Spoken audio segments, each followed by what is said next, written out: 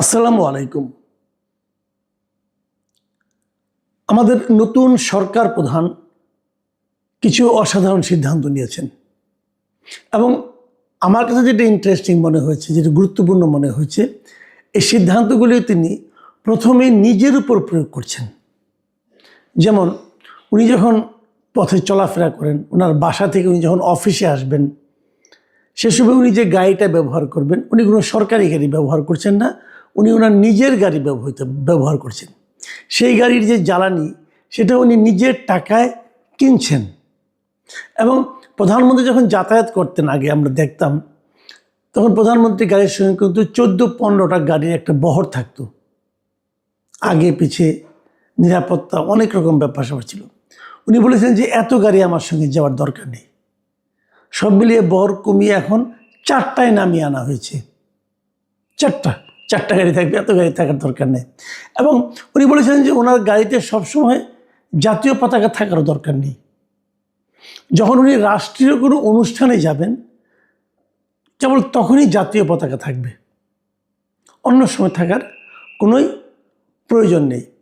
আরেকটা কথা বলেছেন যে উনি যখন ক্যাবিনেট মিটিং করেন, তখন এই মিটিংগুলো আগে হতো ওনার কার্যালয়ে, সব মন্ত্রীরা ওনার এখানে আসতেন। এখন এতগুলি মন্ত্রী আসতে গেলে এই ভিআইপি চলাচল হতো এবং এই ভিআইপি চলাচলের কারণে যানজট হতে পারে। এই জন্য উনি সিদ্ধান্ত নিয়েছেন যে এখন থেকে ক্যাবিনেট মিটিংটা উনি সচিবালয়ে যেই করবেন, উনি একাই যাবেন, আর কারো আসা দরকার নেই। তো এইগুলো, এই যে কথাগুলো আমি বললাম, এগুলো তো বিশাল কিছু, যে মনে করি যাতে দেশের খুব উন্নতি হয়ে যাবে, দেশের অর্থনীতিতে শনৈ উন্নতি হবে, বিষয়গুলো তো এরকম না। কিন্তু এর কিন্তু একটা সিম্বলিক একটা প্রভাব আছে, একটা প্রতীকী প্রভাব আছে, যে দেশের সর্বোচ্চ যিনি ব্যক্তি আছেন, মানে সরকার প্রধান যিনি ইচ্ছে করলে অনেক কিছুই করতে পারেন, তারা তো অত ক্ষমতা তো দেওয়া হয়েছে, কিন্তু সেই ক্ষমতার প্রয়োগের পরিবর্তে উনি যেগুলি করছেন সেগুলো কিন্তু একটা উদাহরণ তৈরি করছে। অন্যদের আমরা বলতে পারবো যে আমরা যদি প্রধানমন্ত্রীকে এইভাবে চলাচল করতে দেখি, যদি প্রধানমন্ত্রী নিজেই তার গাড়ির তেল কিনেন, তাহলে আপনাকে কেন কিনতে হবে? আপনাকে কেন সরকার কিনে দেবে? অথবা অন্য যারা আছেন তাদের মধ্যে এই আত্ম উপলব্ধি কাজ করতে পারে যে আমাদের খোদ প্রধানমন্ত্রী এগুলি করছে, তাহলে আমি কেন করব না? এটা কিন্তু একটা বড় জিনিস। আজকে মানে গতকালকে দ্বিতীয় দিন ছিল, দ্বিতীয় দিন উনি অফিসে এসেছেন। অফিসে আসার সময় উনি কিন্তু এই নিয়মটা ফলো করে এসেছেন এবং উনি ওই ট্রাফিক লাইট যখন জ্বলেছে, ওনার জন্য ট্রাফিক নিয়ম একদম সব, আগে দেখতাম কি যখন ভিআইপি কেউ যেত সব কিছু বন্ধ, মানুষ এমনকি মানে অন্য গাড়ি ঘোড়া অন্য যানবাহন তো চলতে পারতই না, সব একদম পুরো ফাঁকা করে রাখা হতো, উনি দ্রুত বেগে চলে যেতেন। এমনকি মানুষকে যে রাস্তা পার হবে সেটাও পারতো না। এরকম ঘটনা কিন্তু আগে আমরা প্রচুর দেখেছি। আমি আমার নিজের একটা জীবনের একটা ঘটনা আপনাদের সঙ্গে শেয়ার করতে পারি। বেশ কয়েক বছর আগের কথা। আমার ছেলেটা তখন ছোট ছিল, আমি থাকতাম কাঁঠালবাগান এলাকায়। তো আর ওর স্কুল ছিল বাংলা মোটর পার হয়ে মগবাজারের দিকে যেতে রাস্তার উপরে পড়তো। তার মানে এই বাংলা মোটরের যে মোড়টা আছে, এই মোড়টা আমাকে পার হতে হতো। খুব সকালে একদিন ছেলেকে নিয়ে স্কুলে যাচ্ছে, আমি হেঁটে হেঁটে যেতাম ওকে নিয়ে, হেঁটে হেঁটে যাচ্ছি, কাঁঠালবাগান থেকে এসেছি, বাংলা মোটর মোড়ে এসে আমি আটকে গেছি। কেন? রাস্তা পার হতে দেবে না কেউ, পুলিশ। কী কারণে দেবে না? এই ভিআইপি যাবে। তো ওখানে বাংলা মোটর, ওখানে একটা ফুটওভার ব্রিজ আছে। তো আমি ভাবলাম ফুটওভার ব্রিজে যাই। পুলিশ বলল না, ফুটওভার ব্রিজে ওঠা যাবে না, এখন ভিআইপি যাওয়ার পরে আপনি উঠবেন। তো আমার ছেলে ছোট, তখন ক্লাস 4-এ পড়ে, আমাকে জিজ্ঞাসা করলো, বাবা কী হবে, আমরা যেতে পারবো? স্কুলে তো সময় হয়ে যাচ্ছে, আমরা যেতে পারবো না কেন? তো ওই পুলিশ বললো যে এখন ভিআইপি যাবে, তো ভিআইপি চলে যাওয়ার পরে যাবা। এখন ও বুঝতে পারছে না ভিআইপি জিনিসটা কি, বলতেছে ভিআইপি কি। এখন ভিআইপি মানে কি এটা বুঝতে আমার একটু সময় লাগলো। আমি বললাম যে এরকম প্রাইম মিনিস্টার অথবা প্রেসিডেন্ট হলো ভিআইপি। এই প্রাইম মিনিস্টার কি, উনি কি? উনি দেশটা চালায়, উনি এই দেশটা চালায়, দেশটা কীভাবে চলবে না চলবে এটা চালায়, মানুষের সুবিধা অসুবিধা দেখে, হ্যাঁ, কার কী সুবিধা হবে এগুলো সে ঠিক করে দেয়। কিন্তু দাদা আমাদের যে অসুবিধা হচ্ছে, আমরা যে স্কুলে যেতে পারছি না, আমাদের স্কুলের সময় চলে যাচ্ছে, এটা আমাদের অসুবিধা হচ্ছে না, এটা উনি দেখবেন না? ভাবেন, একটা ছোট বাচ্চার মনে যে প্রশ্ন, এই প্রশ্নগুলো কিন্তু আমরা অত গুরুত্ব দেই না কিন্তু ওভাবে। কিন্তু সেটি যখন ভিআইপি ওখানে চলে গেল, তারপর আমরা যেতে পারলাম, ওর মনে কিন্তু এই প্রশ্নগুলো রয়ে গিয়েছিল। আমাকে অনেকদিন পরে এই প্রশ্নগুলো সে করেছে। যাই হোক, আমি এখন মূল প্রসঙ্গে আসি। এই বিষয়টা তারেক রহমান হয়তো বুঝতে পেরেছেন। উনি হয়তো ভেবেছেন যে ওনার কারণে কেন এত লোক কষ্ট করবে। আমার তখন মনে হয়েছিল যে অন্ততপক্ষে আমি ওখানে ওই দিন মিনিমাম 10 মিনিটের মধ্যে দাঁড়িয়েছিলাম। ভাবেন তো, 10 মিনিট পুরো এলাকার জনজীবন স্তব্ধ হয়ে গিয়েছিল। এদিক থেকে লোকে ওদিক যেতে পারছে না, রাস্তা পার হতে দেওয়া হচ্ছে না কাউকে, লোকজনের ভিড় জমে গিয়েছিল। এবং যত লোক ওখানে দাঁড়িয়েছিল তারা কেউ কিন্তু ওই ভিআইপির ব্যাপারে কোনো সম্মানজনক কথা বলেনি। সবাই কিন্তু এক ধরনের বিরক্তি, কেউ কেউ গালাগালিও করছিল। তো একজন ভিআইপির এটা বোঝা উচিত যে আমার কারণে কার কি হচ্ছে। হ্যাঁ, ভিআইপির জন্য হতে পারে যদি 1 মিনিট হয়, আধা মিনিট হয়, 2 মিনিট হয়, হতে পারে 10 মিনিট, এটা কিন্তু অনেক ব্যাপার। আজকে আমার এক ফ্রেন্ড আমাকে ফোন করেছিলেন এই মানে তারেক রহমানের এই সিদ্ধান্ত নেওয়ার পর। তিনি আমাকে বললেন যে একজন সরকার প্রধানের সময়ের কি মূল্য নাই। যেমন আজকে সকালে ওনার বাসা থেকে উনি সচিবালয় পর্যন্ত এসেছেন গাড়িতে, উনি মাঝখানে 3বার উনি ট্রাফিক রেড সিগন্যালে দাঁড়িয়েছেন, তারপরে এসেছেন। এতে ওনার প্রায় 41 মিনিট সময় লেগেছে। অথচ ভিআইপি মুভমেন্টের জন্য যদি উনি যে প্রোটোকলটা পাওয়ার কথা, যদি ওটা ব্যবহার করতেন তাহলে তো তার ম্যাক্সিমাম 20 মিনিট সময় লাগতো। তো এই যে একটা মানে এত বড় গুরুত্বপূর্ণ একজন ব্যক্তি, উনি তো রাষ্ট্রের জন্যই কাজ করেন, তো ওনার সময়ের কি মূল্যটা আমাদের নর্মাল মানুষের সময়ের মূল্যের চেয়ে বেশি না? তো আমি ওনার কথা গুরুত্ব দিলাম, হ্যাঁ ঠিক বলেছেন আপনি, বেশি, আসলেই বেশি। আমরা আধা ঘন্টা 1 ঘন্টা বসে কাটাতে পারি, কিন্তু সরকার প্রধান তো পারে না। এটা অবশ্যই জরুরি।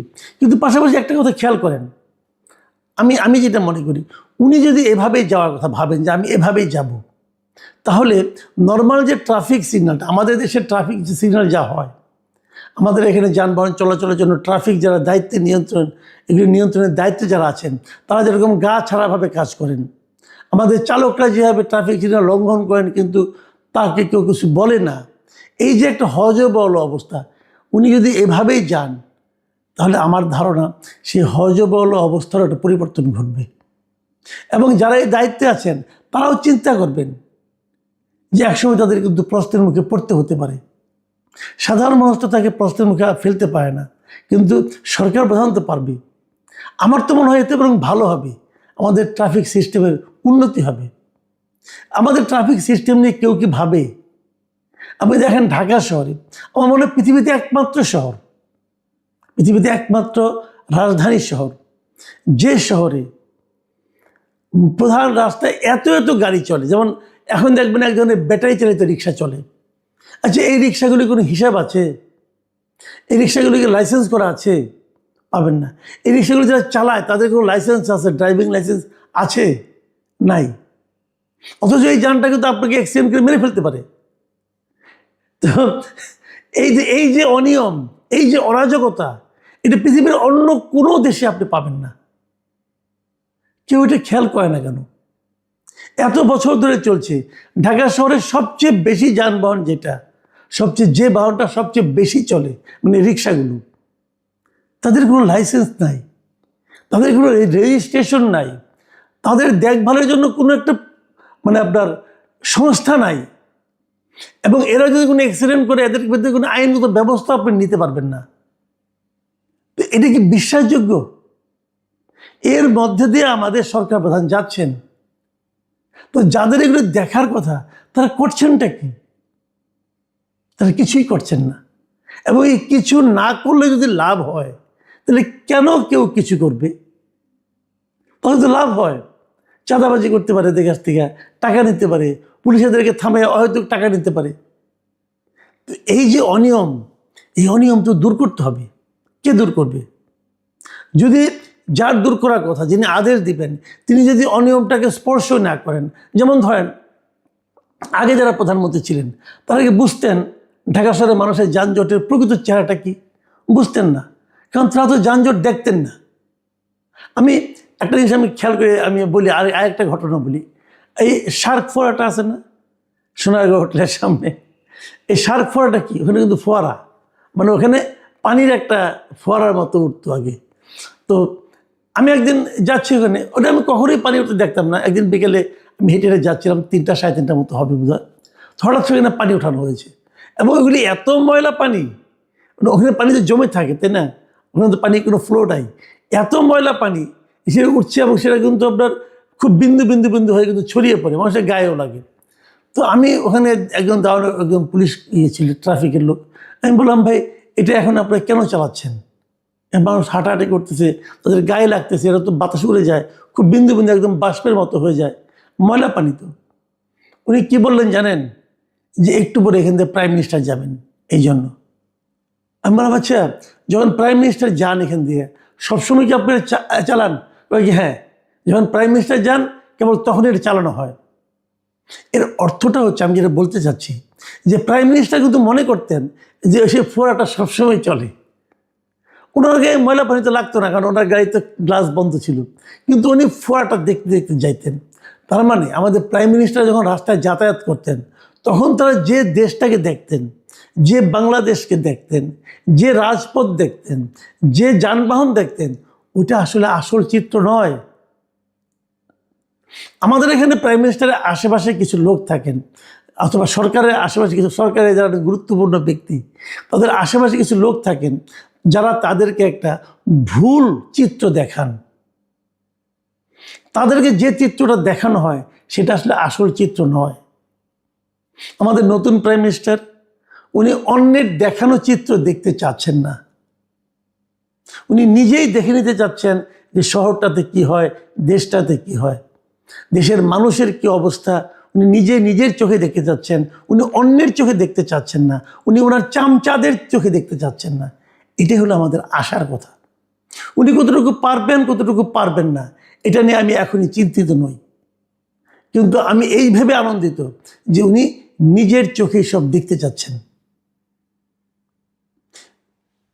প্রিয় দর্শক, আমাদের এটা অবশ্যই আমার জন্য একটা মানে প্রত্যাশার বিষয়, আপনাদের জন্য মনে হয় এটা ভালোই লাগবে, কিন্তু আমরা দেখতে চাই এটা যেন চলমান থাকে, এটা যেন একদিন দুদিনের জন্য না হয়। যদি চলমান থাকে তাহলে আমরা কিছু একটা হয়তো সমাধান আশা করতে পারবো। আপনারা সবাই ভালো থাকবেন, এখন এ পর্যন্তই। আল্লাহ হাফিজ।